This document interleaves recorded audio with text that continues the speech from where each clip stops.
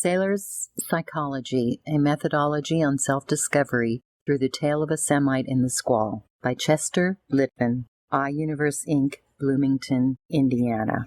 In memory of my late mother, Paulina Gemelfarb, and my father, Mac Litvinoff. Introduction.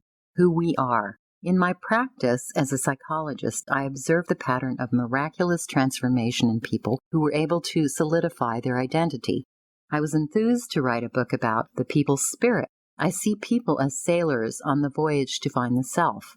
Sailor travels inside of his psyche. My hero is a fictitious character, a sailor with a solid identity. His psyche is a collection of fragments that represent the different experiences. The sailor discovers and identifies his fragments. He is on the journey to unify his fragments.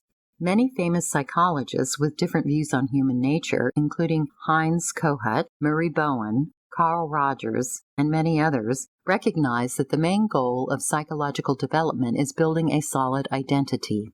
We as sailors do not need to pretend that we are somebody else. We must know who we are and accept all of our fragments. As emigrants from radicalized collectives, we were deprived of the discovery of who we are. The radical collectives use brutal force to impose their point of view on us. They split us from our internal feelings and focus on exaggerated external that are characterized by grandiosity and pomposity. It is not a truth that the poor get radicalized more easily. The radicals can be part of any society, poor or rich, peasants or aristocrats. The wishes dictators Joseph Stalin did not have any noble blood. Catherine de' Medici, mother of French King Charles IX, orchestrated the St. Bartholomew's Day massacre to kill Huguenots, French Calvinist Protestants. All radicals want us to be their servants and follow them while they impose on us distinctive mannerisms and pretensions. They split us from congruent oral, visual, and kinesthetic stimuli and feed us pervasive stimuli. They distort our vision with a model of zealot without any love of self, like a robotic device serving the radical causes. They put in front of us enormous paintings, monuments, and constructions glorifying collectives. They do not want us to hear any messages of our uniqueness and want us to be indistinguishable fighters for their radical cause. They encourage us to attend parades and marches, just being part of a crowd. They are conditioning our brains to provide the pervasive responses. All our fragments become rigid and inflexible, and so we are left with few or even none of the neutral fragments that can provide impartial responses. Radicals change our brain chemistry by supplying our brain with pervasive stimuli. Instead of keeping our individuality, our domineering fragment leads us to be a servant of distorted doctrines and unproven theories. Our brain chemistry changes and we become deficient in the objective responses. In the big proclivity, with a lack of neutral fragments, we do not have the opportunity to reject any pervasive stimuli. Our brain structure becomes similar to the brains of addicted, impulsive, and psychologically distorted individuals. In the same manner as mental illness, the radicalized collectives create distortion in the brain's function, ingeniously using the incongruent stimuli to control the masses. The pervasive phraseology freezes our logic, and we get confused and powerless. It causes incongruence in the release of our brain chemistry. Instead of being individuals, we become a crowd with identical responses. By incongruity of stimuli, people can easily split us into throngs, mobs, and packs. Only by restructuring our brain chemistry with congruent realistic stimuli that emphasize our individuality can we reject the pervasive phraseology. When we query the exaggerations and question distorted doctrines and do not embrace the unproven theories, we can sail inside our psyche. Without any misleading mannerisms and pretensions, we can achieve the internal unification of our fragments. First, we learn how to respect our fragments. We can guide the self to value our experience as individuals and be proud to be individuals. We embrace our uniqueness. The tools of restructuring are the internal dialogues with our fragments and negotiations with others around us. As sailors, by going on voyages inside our psyche, we create connections between our fragments. Instead of rigidity, we bring flexibility in processing the stimuli and bring congruency in our responses. Our mission in life is to unify our fragments and to resist external splitting. Our goal is to keep our individuality. We unify our psyche in the solid identity, and we do not need to pretend. We accept the self and are happy. We become sailors, and our voyages through our experiences are pleasant. The mind travelers are sailors. To understand our mind and create a comfortable self, we get on the voyage that is, in many instances, pleasant, but sometimes can result in trauma, particularly in a radical collective where everything directs us to be analogs. We are discouraged to explore our psyche. We can be hurt if we do not obey the draconian rules of radical collectivism. The radical collective does not want us to know who we are. For us mind travelers who want to reach our destination, the question of who we are is important to answer. When we answer this question, we are sure of the self and know that we are unique and special. We fit the environment around us. We are well adjusted and happy with all of our endeavor. The fewer unanswered questions we have about ourselves, the easier our interpersonal interactions.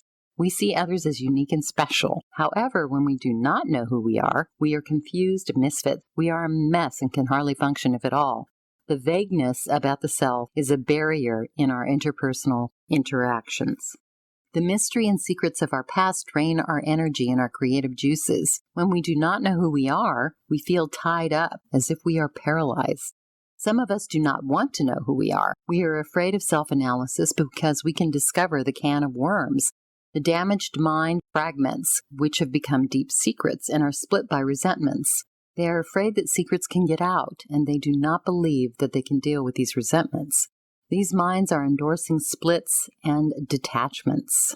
By splitting our mind, we created the chance for future splits and detachments. The piles of unresolved splits do not bring relief and only accumulate misery. We get healed when we unify and resolve splits. The split is only helpful when our lives are in danger because it helps us to survive. Otherwise, we need to resist splits. The battle between split and unification continues for our entire life. The desire to be an individual is an inherited quality in our psyche. Everyone who is pushed to be homogeneous feels resentment. Part of our personal freedom is to have identity. Nevertheless, when we want to be like others and when it is done voluntarily, it is accepted. These people choose someone's role to follow. Few do it of their own free will, but many are victims of brainwashing and are tricked into becoming a copy. Even some who enjoy the originality of psychology do not know to achieve peace between their own fragments. The real meeting with the self is a moment of recognition of our uniqueness. Through genuine dialogue and real meetings, we can have the unification of our fragments and also achieve balance in our psyche. We call it utopia, but inside our mind we have a place for utopia and fantasy. We have a strong desire to unify our fragments, to balance our models of expression, and to see our dreams come true. The modes of expression are visual, oral, kinesthetic, and olfactory. When we have balanced the mind, we can easily translate different responses to different modes of expression. Our facial expressions, voices, and body movements are congruent. The balanced mind provides the self with peace and tranquility, keeping our psyche unified. Our mind can provide us with feelings that all our wishes achieve, and we reach our deepest desires. Only inside of our psyche can we create utopian relationships. Our mind is a place where we can achieve infinite glory and many personal aspirations. We can create the individual heaven inside our psyche. Even radical collectives cannot impose limitations on our thinking if we really resist. To achieve our wishes and see our desires in real life are commendable, though it gets more complicated when we impose our power on others. We cannot hurt others, but as a result of our actions, which are based on irrational thoughts, others can get hurt. We are pushing others to take defensive responses. They cannot allow the carrier of the irrational self to hurt them. We have an obligation to stop our abusive behavior. The main point is to limit the irrational self and to prevent hurting, exploiting, and humiliating. Our mind plays tricks with our perceptions. When loose fragments affect us, we cannot correctly analyze the pervasive data. As negligent parents, we see the self as adequate. If we are thin, we see the self as fat. If we are fat, we do not believe that we are grossly overweight. Those discrepancies between individual perception and others are not easily resolved. Sometimes we do not consciously understand that we treat others as objects. In many instances, our mind does not care about others and wants to change others to our liking. But we have a responsibility to contend those irrational urges and restrain our antisocial fragments. In those complicated structures, we trust the objective experts' opinions to see discrepancies between our perceptions and others. When a kinesthetic mode of expression is out of balance, the main symptoms are anger, anxiety, and tension. With visual darkness comes fears, negativity, and depression. The oral imbalances bring schizophrenia and paranoia. When the olfactory mode of expression is out of balance, the imbalance signifies organic problems. The imbalanced psyche has a lot of splits, and as a result suffers from the feelings of misery and despair. It cannot build resistance to danger and is vulnerable to split and radicalization. The carriers of radical structures push their ideas on imbalanced psyches. The manipulating of others and using them as an object does not make our goals nice. In analysis, we have to identify what fragment is responsible for our antisocial attitude. In our mind, we could enjoy many of our goals, but we could not allow the release of antisocial responses. If we have conscious awareness of our antisocial tendencies, then we can modify some of our behavior. By balancing our responses on oral, visual, kinesthetic, and olfactory modes of expressions, we can get control of our responses. Every mind can get a self built on its likeness. Many have thoughts of infinite glory and desire to send the self on a special mission to save their ethnicity, their religion, or the world. As soon as the self gets out of our mind and pushes others to get violent and attack, the self is radicalized. It seems that radicalization affects our self the same way parasites affect our bodies. The radical ideas are always there, but for some reason in different locations they are more powerful and quickly spread. The infected self has a different perception of all our basic values. The radicals reject the 10 Commandments, and the most common harm is that radicals do not value the gift of life. The radical ideas randomly affect the world's population like viruses. Too many of us get sick with radicalism and spread infection at an epidemic level. Those infected become the puppets and recruits. Nevertheless, some are immune to the viruses and may become leaders of resistance or victims.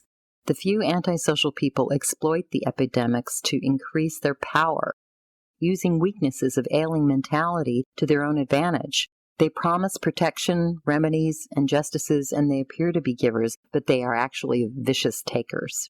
The good thing is that viruses do not stay forever. Otherwise, we would all be dead. In time, people build resistances to viruses, and the epidemic passes, but a big margin of the population is already damaged by the disease. The radical ideas pass as well, but the damages are tremendous. The individuals with a solid identity have an antidote to manipulation by radicals, and they keep their mind immune. They are unaffected by deadly viruses that are polluting our brain with unproven radical theories.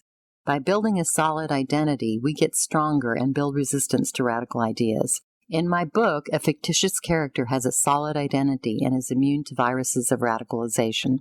Like my hero, the mind travelers are sailors, building a solid identity as individuals. They are not the puppets of untested doctrines and have a goal of unification with harmony of universe.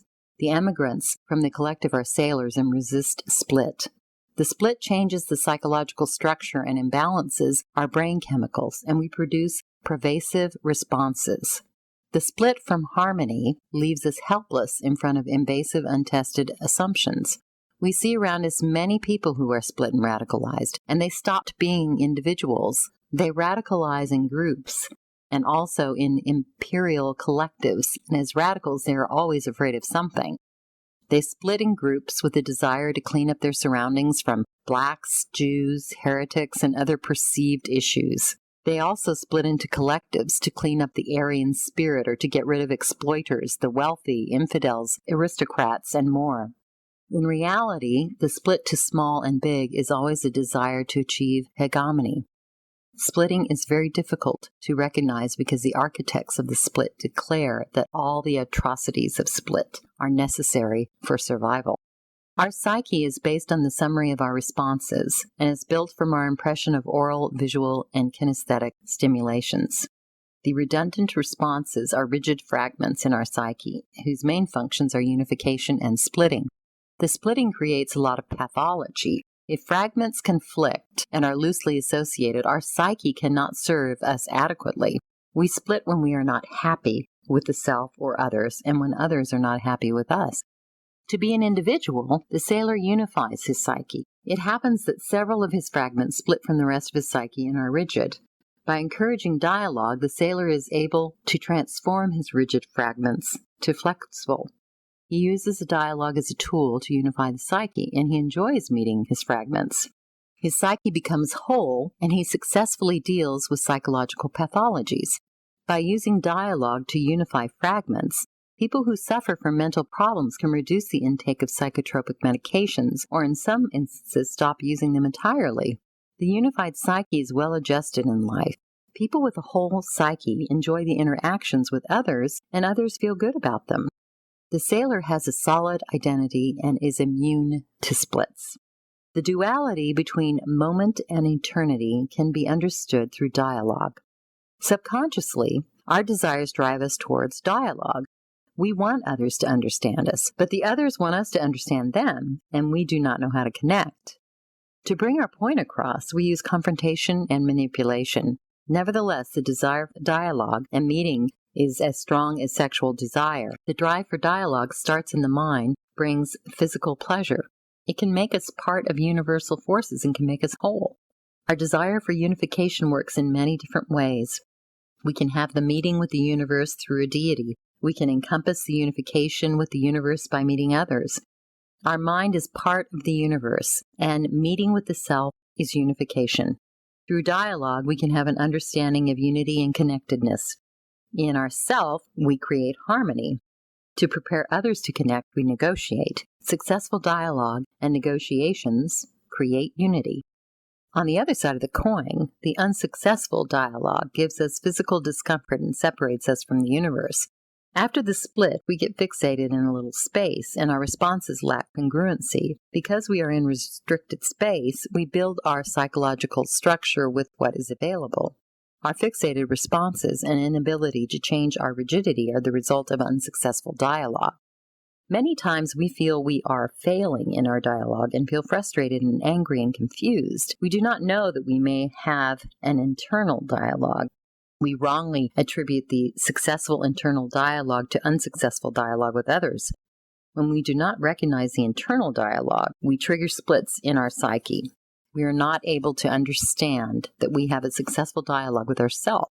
We pursue failure in our interaction instead of good feelings. We are sailors, travelers inside our minds, and through our perceptions we explore the deepest oceans of life. We need to understand our internal world. Instead of conflicts and violence, we strive to enjoy peace of mind. The goal of the mind travelers is to make their internal world a better place. We can change our perception through our brain power. As emigrants, we are mind travelers with the goal of arriving at a desired place, in the new destination, because everything is different. We go through a cultural shock. Things that were negative in our home country become positive in the new one. We need to change our perceptions. As real sailors and mind travelers, after a strong resistance, we switch to the new mentality and to the new perceptions. People move to faraway places to find happiness. Because they are sick and tired from internal struggles, they change the old scenery to something more comfortable. In the new beautiful place, they have many positive feelings. A few never settle down and constantly travel the world. In the self-analysis, sailors can travel inside their psyche and meet their fragments. Their analysis starts with the identification of fragments, and they do not want to ignore any of them. In supportive surroundings, sailors deal successfully with their splits and achieve a balanced psyche. Instead of traveling to different countries and distant mountains and oceans, sailors achieve more by having a mesmerizing voyage in the interior of their psyche. Sailors know that their confrontation and manipulation result in a split of psyche, and they do not use them. They understand that people use confrontation as a way to impose their perception by force. Some people need manipulation to achieve their goals with tricks and lies. Sailors feel resentment towards bullies and con artists, and they never use manipulation or confrontation to bring their point across. They are aware that only antisocial people feel good by achieving goals through those negative methods. By traveling inside their psyche, they achieve a balanced life, hold many dialogues with various fragments, and have many negotiations with others. They never get disillusioned with dialogues and do not use confrontation and manipulation. With the deity, we always have dialogue and meeting. The deity knows everything about us. and the relationship is easier than with others or thyself. The deity is always whole and is everywhere, inside and outside our psyche. In a dialogue with the deity, we cannot fail. We always can talk to divinity. The deity has knowledge of our thoughts and secrets. The dialogue with divinity is completely different from a dialogue with others. The deity is much stronger and is wiser than we are. It does not have parts or pieces. It does not matter whether the deity is inside or outside of us. Everything around us is connected with it, including fragments, the self, and others. Through a deity, we have strong ties to religion and scriptures. The dialogue is internal and also external, and it comes without any conditions. As immigrants, sailors do not know the language and lifestyle of the host country, but they adapt. In the meantime, they intuitively have dialogues and meetings with their fragments, adjusting their ways to the expression into the life of their new country. They build a connection with others based on their subjective translations. Eventually, they display the transformation and multiplicity of self. Emigrants are mind travelers and show very clear signs of unifications and splits. It happens that in countries of origin, the emigrants were placed in various collectives. Some collectives had flexibility and allowed the citizens to keep their own perception. Others applied a uniform identity to everyone and restricted individuality. These restrictive collectives were easily radicalized. They had draconian rules that prevented citizens from having their own perception. The radical collectives were against any members who wished to explore their internal world and wanted a single, easily controlled identity for everyone. Now, sailors want to have their own perception and to travel away from the land of standardized robots. Sailors, as mind travelers, are not taking a trip on the water by big or small ships. Some do not even have the physical strength to overcome the commotions of being on the open sea. Still, if sailors have inquisitive minds, they can start a fascinating voyage. They do not explore real rivers, seas, and oceans, but they survey the interior of their psyche. They accept as their individual reality whatever they can see in the deep sea of life. They want others to allow them to have their own perceptions. When their individuality is restricted, the sailors revolt. Upon arriving at a new homeland, sailors' psyches get locked, and they get confused and disoriented. Their responses are not congruent with new stimulations and are exaggerated or inadequate. Unfortunately, the traveling routes do not bring them to their desired destination. It is as if they have gone for a very long ride in a car that turns only one way. It is impossible to turn their vehicles into another direction, even though much better routes are still available. The maps are useless because sailors cannot change their roads. Those rigid responses are called fixated fragments, and they cannot use flexible brain passes. As a result, sailors' responses are not congruent with stimuli. Sailors named the fixated responses by the names of familiar personalities who display similar traits when responding to stimuli. Their goal is to unlock the psyche and to have the responses be congruent with the stimuli.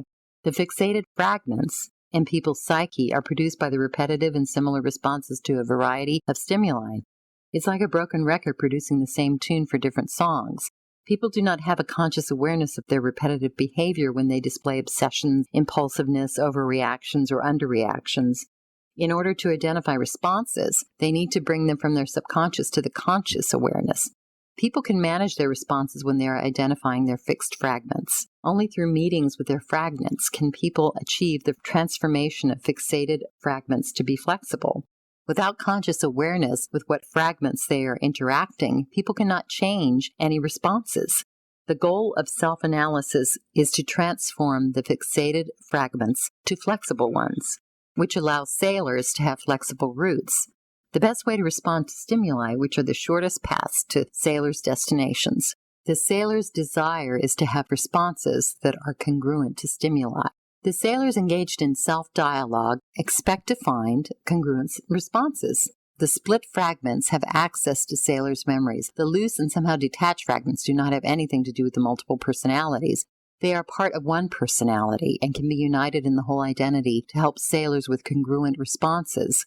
Good feelings about their responses bring self-dialogues and meetings. Our psyche has a variety of ways to process stimuli and provide responses. We have fragments on different modes of expression. We translate the stimuli and responses between different modes by using the universal translator in verbal form. The different modalities hold different types of information. Our capacities to relate to the self and others vary because of the various ways of accepting and responding to the information. We do not have all modes developed equally. A few of our modes can be less developed, and we cannot quickly analyze and respond to stimuli. We compensate our weakness with more adequate means of expression. When we cannot have balanced replies, we exhibit overreaction or underreaction. We deal with these modes of expression by having balanced responses. When stimuli and responses are translated, we initiate a dialogue and a meeting between the fragments. Sailors know their internal world, and they understand the self. The internal world colors their perception of the external world. To understand the external world, sailors use the measurements and quantifications through their senses. To understand the external world, sailors use the measurements and quantifications through their senses. They see the beauty and the ugliness of the world through their perception. Their inner world can be changed with the power of their mind. Our external world is very hard to measure and quantify objectively, but sailors' inner world fill up with projective data. When sailors gather more data, they can change their perception of the external world and change their fearful and angry responses. The dialogue with others is an external dialogue. This dialogue happens very rarely because we mistake our internal dialogue for external. When we come to different countries, we have many splits and disappointments and settle in a new reality to have many dialogues and negotiations. Often we are failing. Over and over again, our feelings represent one loose fragment that takes control over our psyche. We cannot repeat the dialogue with others and get frustrated and confused. We fail because we do not know what fragment represents our psyche and which fragments represent the others. In times of confusion, the self-dialogue is very desirable and rebuilds our strength. If we do not have internal dialogue with our fragments, we are not consciously clear about what it means to be whole. Self-dialogue and meeting are possible because our fragments know everything about the self. As a result of the dialogue, our fragments get united. Contrary to intuitive dialogue with others, we as sailors consciously have the dialogue with the self. To achieve self-dialogue, we identify and meet the fragments. Contrary to self-dialogue, in the dialogues with others, we do not have the same easiness. Dialogue with others happens rarely, and the difficulty in dialogue and meeting with others is rooted in our incomplete perception of others. Our successful interaction depends on inner strength and the wholeness of the self. Our identity is a subjective perception of the world and depends on our ability to explore and interpret external objects. Although it does not mean that we manipulate others as objects and allow others to treat us as objects. We need to admit that, unfortunately, we do not know too much about others, and they do not know much about us. We are limited in our experiences. No matter how hard we try, we cannot see what is going on behind us. When we turn our back, we lose sight of what is in front. We also cannot read the minds of others. However, we are far from being ignorant. If we have some idea about what is going on in the minds of others, it does not mean that we are connected enough to have a dialogue and a meeting. In internal dialogues, we correct our perception of others. The minimization of the complexity of having dialogue with others can be damaging to our psyche. In the worst failing, dialogue with others can trigger confusion and our desire to push out perceptions on others. By being confused, we can use confrontation and manipulation. We can display splitting when loose fragments take over the psyche. As a result, we cannot function without bullying and cheating others. As sailors, we will never act on those urges. We engage in self-dialogue. Our psyche is in the place where our mind and consciousness are located. The self is inside our psyche and is built on our individual perception.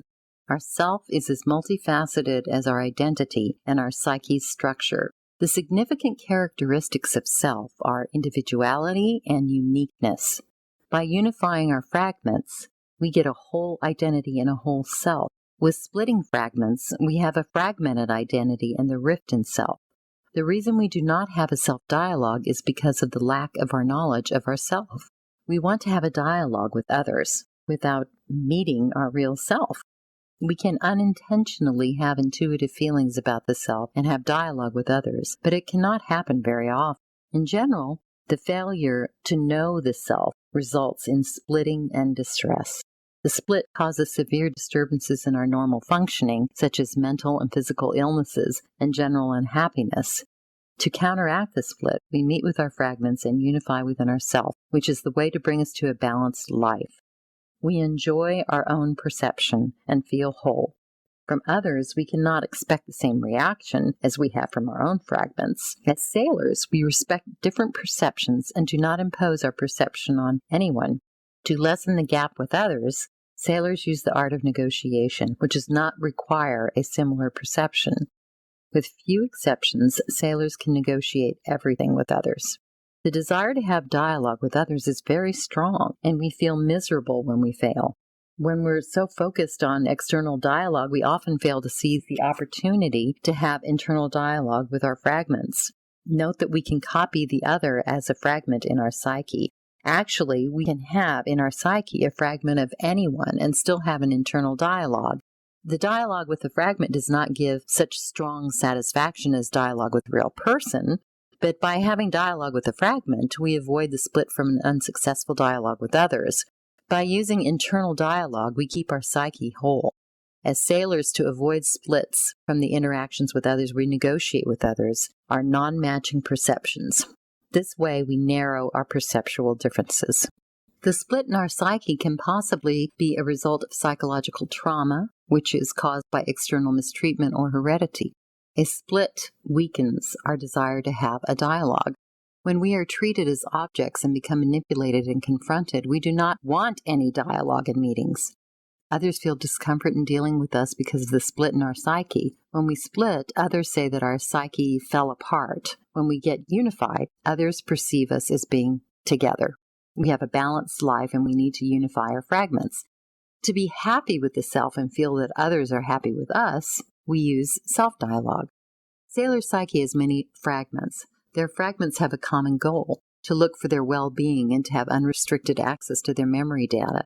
The domineering fragments take over sailors' entire psyche, but the dialogue between their fragments is still possible.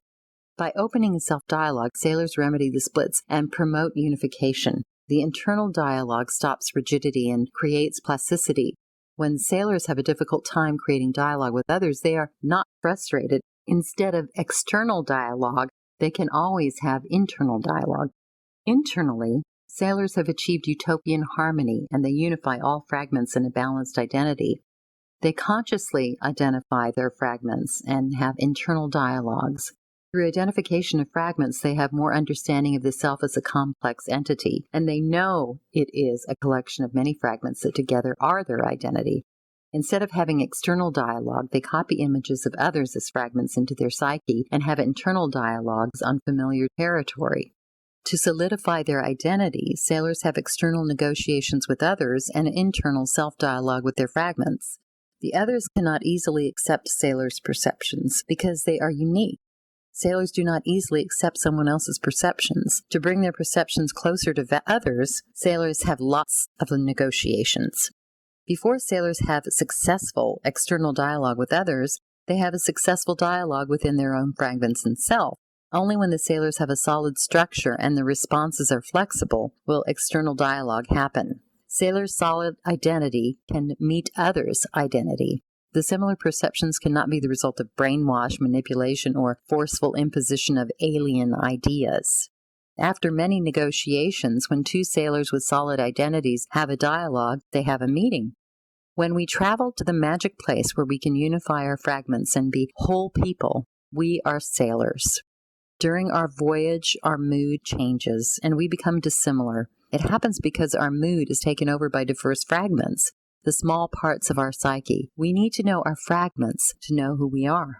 Our goal is to find the self, resist splitting, and unify our fragments. As sailors, we get through many storms that split us away from our way to reach the internal Shangri-La. Nevertheless, we are searching for a place where we can enjoy our life, and we want to be whole, to unify with the universe. We are analyzing the forces inside our psyche. From early childhood, we continue to discover who we are. The first discoveries are that we are human and our gender. Then it takes our whole life to discover the rest of our complex psyche and our unique self. We want to unify the self to be whole because the psyche becomes more fragmented when our self splits. Note that after each split, our fragments become more rigid and create rigid responses. And when we split, we become more detached from the universe. Sailors make the rigid fragments flexible again. This dynamic continues all of their lives. Unification and splitting are the main forces inside sailors' psyches, and their experiences depend on the understanding of how to interpret their feelings. The interpretation should get them closer to reaching their goal, which is building a solid self and becoming unified with the universe. When fragments are unifying, sailors feel whole and content. When their fragments are split, they feel discomfort and misery. As a result of their own experiences of unification and splitting, they get their individuality. Our mind is unpredictable, and apparently the sailors need to mobilize all of their knowledge to go through the volatile areas. When they eventually unify their self, they feel as if they can relax in a very comfortable pond. Every mind traveler is an emigrant and sailor. His mind goes through immense turbulence, and he needs a military ship to survive the large waves. Knowledge about the self helps him to find his appearance and form his behavior. A sailor's mind is like a crew united under an experienced skipper. The fragments are part of command, and every fragment knows its duty. The domineering fragment is the central commander who unifies other fragments. The unified mind can successfully overcome severe crises with minimum losses. Sailors' minds work the same way as a military ship, with sophisticated technology, keeping our internal Shangri-La protected from any intruders. The emigrants were urged in the past to rely for protection on collective, but now they are far away from the uniform setting, and they are responsible for the self. To be safe, they keep the sailor's spirit. The loose fragments create disarray in our psyche, and we appear hopeless and confused, responding in inappropriate ways to different crises. It is a signal that our identity is a fragmented and split self. We lost the touch with knowledge of who we are. To regain the sailor's spirit, we need to unify our fragments and regain our solid self. As sailors, we need to know our inner self on the conscious level. We have a responsibility to preserve our identity and to project the public image. The famous artist probably can dress as a homeless person because the creativity of the artist's spirit is higher than the judgment of others. But often an artist wears a very elegant jabot shirt with a red tie. In major corporations, employees do not deceive others, and everyone dresses according to status. The managers do not necessarily wear a tie and three-piece suits, but they dress nice enough to distinguish themselves from regular colleagues. The manual worker does not use dress shirts with ties. He prefers jeans and flannel shirts. Our mind is a complex entity and can have many sides. We choose one domineering fragment to represent us.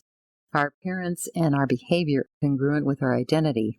When we have a solid psyche, we immediately know how to provide the effective response to a variety of stressful situations. Sometimes it's hard for us to identify which fragments are splitting and which are unifying. It gets very confusing when we have external split from something very powerful. Let us assume that we are members of an organization that is respectful and solid. Nevertheless, as insiders, we bring to light the misdeeds in those structures. On the surface, we separate from powerful structures and appear to be split, but it is not a correct observation. We unify with internal feelings of honor and responsibility. For us as sailors, the process of the internal unification is more important than the external split. The internal unification is one of the ways to build a solid identity. On the other hand, for criminal psyches, the unification with antisocial tendencies is more important. Their external unity causes the split from the internal feelings of decency and humanity. When sailors are dealing with the abnormal, violent, antisocial, and criminal psyches, in order to achieve future unification, they can split from their belief. The fragments or responses can be on visual, oral, kinesthetic, and olfactory modes of expressions. The different abnormality in sailors' psyche can be explained by loose and dissociative fragments, and they're incongruent to different modes of expressions. Severe trauma, strong sensitivity, explosiveness, and many other abnormalities can be easily explained by interactions between fragments that are in a state of splitting or unification. Many personality disorders and affective disorders are easily explained by rigidity and incongruence of fragments on different modes of expressions. The process of unification and splitting inside our psyche results in feelings of well-being or misery. The process of unification starts with identifying different fragments. We assemble our fragments in groups that pull together splitters or unifiers. We also need to identify what mode of expression the fragment belongs. Our internal analysis also includes the identification of the level of the fragment's rigidity and flexibility. The process of healing transfers the rigidity to flexibility. Underneath the flexible and rigid fragments, we have the tracts of neurons and synapses. All of our responses have physiological bases, but we are checking the psychological effect. The rigid fragments have the same response to many different stimuli. In our life, the rigid, fearful responses form on many non-fearful stimuli. The rigid responses have a high intensity that causes overreaction. The flexible fragments have the capacity to choose from many responses. We can distinguish stimuli by the severity and form appropriate responses. It means that as sailors, we do not overreact. Sailors do not get in fights or get numb if stimuli need a verbal response. They also translate stimuli and responses into different modes of expression. The feeling of fear and anger can be processed in many different ways, which creates a flexible approach to their responses.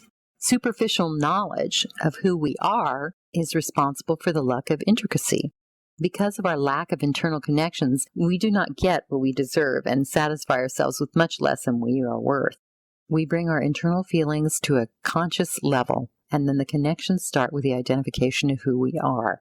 To have the ability to connect, we need to do some work to unify our fragments in the whole cell. Our fragments can be rigid or flexible. The flexible fragments associate with unification, and the rigid fragments have splitting tendencies. To get an easy connection, we unite our fragments and have a solid psyche, using dialogues and meetings to transform the rigid fragments into a flexible one and then unify them. Sailors find the ways of relating because they know who they are. They know to whom, when, and how to talk. In the crucial moments, the appropriate flexible fragment takes over their psyche, and the successful connection is guaranteed.